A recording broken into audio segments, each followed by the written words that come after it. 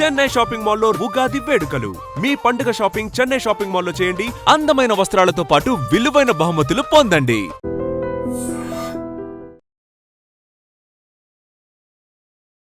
హోలీ పండుగ శుభాకాంక్షలు రమ్మగారు. మీకు కూడా హోలీ పండుగ శుభాకాంక్షలు జయ. రమ్మగారు, హోలీకి సంబంధించి కథనాలు కూడా ఉన్నాయి. తర్వాత హోలిక దహనం కూడా చేస్తారు. వీటితో పాటుగా పూర్వకాలంలో సహజ రంగులు మాత్రమే వాడేవారు. కానీ ఇప్పుడంటే కలర్స్ వాడేయటం, దాని గురించి కూడా మనం మాట్లాడుకోవటం, ఇలాంటి పరిస్థితులు వచ్చినాయి. కానీ పిల్లలు చాలా సరదాగా చేసుకునే పండుగల్లో హోలీ ఒకటి. హోలిక దహనం నుంచి మొదలు పెడదామండి. ఎందుకు దహనం చేస్తారు? అంటే పురాణ గాథలు కొన్ని చెప్తారు జయ. ఒట్టిగా దీన్ని హోలికా దహనం అనే కాదు, కాముని దహనం అంటారు. కాముని పున్నమి, ఈ పున్నమి పేరే అది. మనం ఇప్పుడు హోలీ పండుగ చేసుకుని హోలీ పౌర్ణమి అంటున్నాం, కానీ కాముని పున్నమిగానే చెప్తారు. ఇప్పుడు దీని తర్వాత రాబోయేది వసంతకాలం కదా, దాని ముందు ఇది. ఇప్పటికీ చలి తగ్గిపోయింది. చివరి రోజులకు వచ్చేసరికి పాల్గొన మాసం వచ్చేసరికి తగ్గిపోతుంది కదా. అవును, మాఘం సగపడి పడేసరికి పోయింది చలి. మెల్లిగా ఎండ పెరుగుతుంది, వాతావరణంలోకి కొత్త రంగులు వస్తాయి. తర్వాత కొన్ని రకాల పంటలు విత్తటానికి ఇప్పుడు మామూలుగా కార్తెలు చూసుకుంటాం కదా, ఈ కొన్ని మరి గోధుమ అవన్నీ కూడా పౌర్ణమి నాడు విత్తటము అదొక పద్ధతిగా ఉంటుంది. దానికి ఇది ఆరంభమైన రోజు. కాముని దహనం చేసేవాళ్ళు ఇది వరకు, కామోత్సవం అంటారు, దీని పేరే అది. తర్వాత ఈ హోలికా దహనం చేయటం కూడా కొన్ని ప్రాంతాచారాలుగా కనపడుతుంది. కాముని దహనం అంటే ఈ కాముడు ఎప్పుడు దహనం చేయబడ్డాడు? మన్మధుడు శివపార్వతుల వివాహానికి ముందు, సతీదేవి నిధనం తర్వాత పరమేశ్వరుడు విరాగిగా హిమాలయాల్లో తపస్సు చేసుకుంటుంటే పార్వతీదేవి ఆయనకి మళ్ళీ పుట్టి, సతీదేవి పర్వతానికి పుత్రికగా పుట్టి కొంచెం ఎదిగిన తర్వాత తండ్రి చేత నియోగించబడి పరమేశ్వరుడికి పరిచర్యలు చేస్తున్నప్పుడు వీళ్ళిద్దరికీ వివాహం కావాలని, వారికి కలిగే సంతానంతో తారకాసుర సంహారం జరుగుతుందని దేవతలందరూ మన్మధుడిని ప్రేరేపించారు. శివుడికి కొంచెం మనసుని కదుపు, ఆయన వైరాగ్యంలోంచి సంసారికమైన భావంలోకి రావాలి అని మన్మధుడు బాణం వేశాడు. మన్మథ బాణాలంటే ఎవరికైనా కోరికనంటే, ఇది మన్మధుడు శారీరకమైన కోరిక పుట్టించడము అని కాదు, మనసులో ఒక కదలికని పుట్టిస్తాడు. అది మనకి వస్తుభ్రాంతిని కూడా కలగజేస్తుంది. అంతే కదా, వస్తువులు కావాలి, బట్టలు కావాలి, నగలు కావాలి, బంగారం కావాలి, అన్ని చోట్ల మన్మధుడు వర్కౌట్ అవుతాడు. పరమేశ్వరుడి మీద వేశాడు. ఆ ఎప్పుడైతే పువ్వుల బాణం తగిలిందో ఆయనకి ఒళ్ళు కొంచెం జలధరించి స్పృహ వచ్చి, ఈ ఎదురుగుడ్డ ఉన్న స్త్రీ ఆ పార్వతీదేవిని చూసి కూడా ఇలాంటి కదలిక నాలో ఎలా వచ్చింది అని దానికి కారణమైన వాడి వైపు కోపంగా చూశాడు. ఆయన చూస్తే మూడో కన్ను తృతీయ నేత్రం తెరుచుకుని పరమేశ్వరుడిది, మన్మధుడు దగ్ధమైపోయాడు. ఈ మన్మధుడు దగ్ధమైపోవటం అంటే ఏమిటి? ఒక మనిషి యొక్క అహంకారం పోవటం,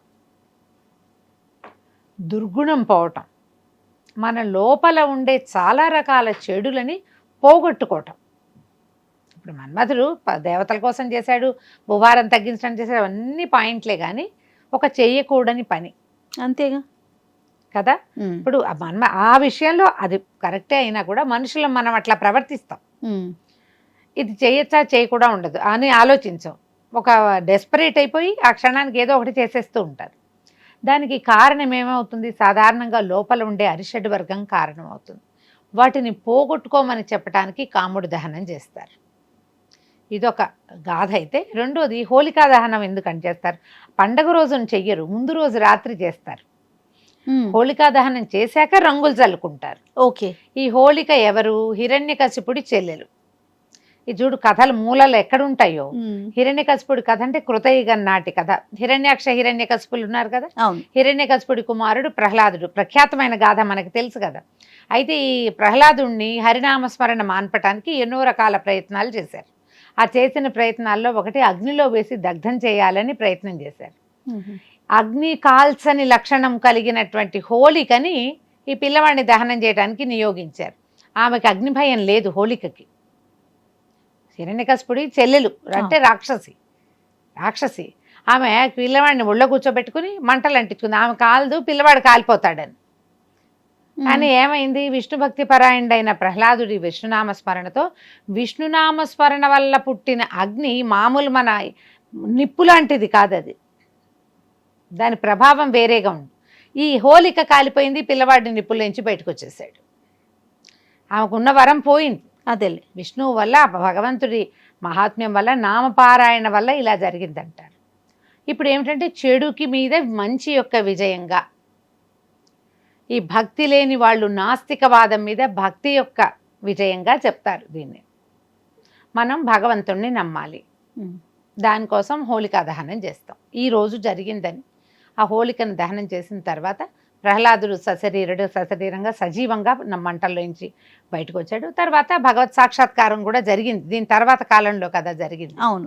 అందుకని ఈ ప్రత్యేకంగా ఈ హోళికా దహనం ముందు రోజు చేసి మర్నాడు పొద్దున్నే ఈ రంగులు వేసుకోవటం, ఇది వసంతోత్సవంగా చేసేవాళ్ళు. మన వైపు మనం ఊళ్ళల్లో చేసుకోవటం మన చిన్నప్పుడు అవంతా మనకు తెలీదు, కానీ పూర్వం సంస్కృత నాటకాల్లో వాటిలలో కనపడుతుంది వసంతోత్సవం చేశారని.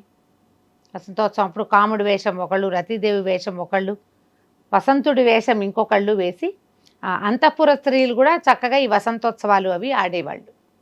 అప్పుడు ఏంటంటే అందరూ ఓపెన్ వాళ్ళు, ఊరంతా వసంతోత్సవాలు జరిగేవి. సంతోషంగా గడపడానికి ఇది ఒక మార్గంగా తీసుకునేవాళ్ళు. అప్పుడు పరిచయాలు అవి పెంచుకునేవాళ్ళు, స్నేహాలు పెరిగేవి, ఒకళ్ళతో ఒకళ్ళు బాగా కలిసి ఉండేవాళ్ళు. సమాజం అంతా ఒకటిగా ప్రవర్తించే పద్ధతిగా దానికోసమని ఈ ఉత్సవాలు చేసేవాళ్ళట. ఇప్పుడు మనం కూడా అంతే, హోలీ ఎవరికి రంగులు రాస్తున్నారో ఎవరికి నీళ్ళు పోస్తున్నారో ఏమి తెలియకుండా ఉంటుంది. క్రమంగా ఏంటంటే రంగులు మనకి కెమికల్స్తో కలర్స్ చేయటం, అన్నీ కలర్ఫుల్గా ఉండటం ఇవి వచ్చినాయి కదా.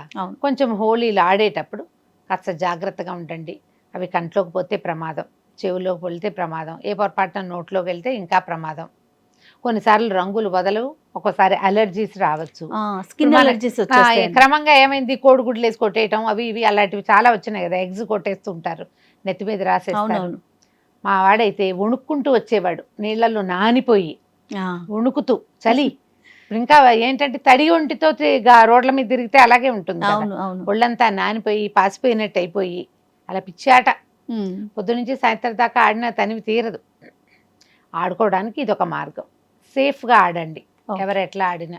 మన ప్రాంతాల్లో అంతా పెద్దవాళ్ళు చిన్నవాళ్ళు అంతా చేసేది ఏం కనపడదు, ఎక్కువగా పిల్లల్ని చూస్తాము. కొంచెం ఈ నార్త్ ఇండియా వైపు అంతా ఏంటంటే పెద్దవాళ్ళందరూ హోలీ కోసం తెల్లటి బట్టలు కుట్టించుకుంటారు, కొంచెం స్పెషల్గా చేస్తారు, స్వీట్లు పంచి పెట్టుకుంటారు. పండుగ వాతావరణం ఉంటుంది. మన దగ్గర ఊరికే రంగుల వాతావరణమే కనపడుతుంది. అవునండి, వాళ్ళంతా పండగలాగా చేస్తారు. అందరు పాలు మజ్జిగలు అవి కలుపుతారు, కొన్ని చోట్ల భాంగ్ కూడా కల్పిస్తారు. రామ్ పండుగలాగానే చేసుకోవటమేనా, లేకపోతే ప్రత్యేకంగా నార్త్ ఇండియన్స్ అనగానే లక్ష్మీదేవికి పూజ చేయటం అలాంటివి ఏమన్నా ఉంటాయి? పూజ కనపడదు జయ, ఉందేమో మరి కొన్ని ప్రాంతాల్లో ఉండుంటుంది, మనకంత క్లియర్ గా తెలీదు. వాళ్ళ ఎక్కువగా చేసేది ఏంటంటే పండుగ అందరికి స్నేహితుల్ని అందరినీ కలుసుకోవటం, చుట్టాలని కలుసుకోవటం, ఒకళ్ళ ఇళ్ళకి ఒకళ్ళు వెళ్ళటం, పెద్దవాళ్ళ దగ్గర ఏమో ఆశీర్వాదం తీసుకోవటం. పెద్దవాళ్ళ మీద రంగులు పోయకూడదు, అవమానించినట్టుగా ఉంటుంది కదా. వాళ్ళతో బొట్లు పెట్టడం, వాళ్ళకి ఊరికే కొద్దిగా రాసి రంగు రాసి దండం పెట్టడం, ఆశీర్వాదం తీసుకోవటం, ఒకళ్ళతో ఒకళ్ళు మనసు విప్పి కలుసుకోవటానికి ఇది ఒక పండుగగా వాడతారు. అక్కడంతా అట్లా చేస్తారు. మన దగ్గర ఆడుకుంటారు కదా. ఈ ఆడేటప్పుడు మాత్రం జాగ్రత్తగా కెమికల్ కలర్స్ జోలికి వెళ్ళబోకండి. సాధ్యమైనంత సహజమైన రంగులు ఒట్టి నీళ్లలో కలిపి ఆడుకునేలాగా చేయండి. చిన్నపిల్లలతో కొంచెం జాగ్రత్త, కేర్ఫుల్గా ఉండండి. ఒక్కొక్కసారి రంగులు 3-4 రోజుల దాకా కూడా బదలవు. ముందుగానే ఆయిల్ రాసుకొని కొద్దిగా ఏదైనా రాసుకుంటే బాగుంటుంది. ఆలోచించి జాగ్రత్తగా ఆడితే సరిపోతుంది. రైట్ రామ్ గారు, నమస్తే. నమస్తే G. And for more videos, please subscribe to iDream. Please subscribe to iDream. Please subscribe iDream. And please subscribe to iDream. For more videos, subscribe to iDream. please like, share and subscribe to the channel. Congratulations, iDream. Subscribe to iDream. Subscribe to iDream. So subscribe to iDream Media. iDream ki iDream team andarki huge congratulations. Please subscribe iDream Media. Please subscribe to iDream.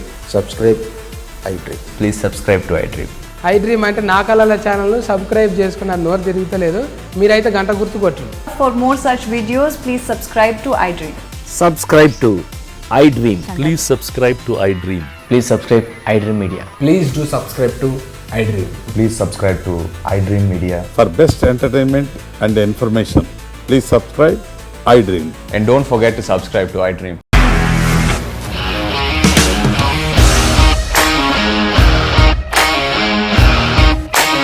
ఇండస్ట్రీలో commitment issues వస్తే నీకు కూడా వచ్చినట్టు morning తీసుకెళ్ళాలంటే కొట్టి పడేస్తారు.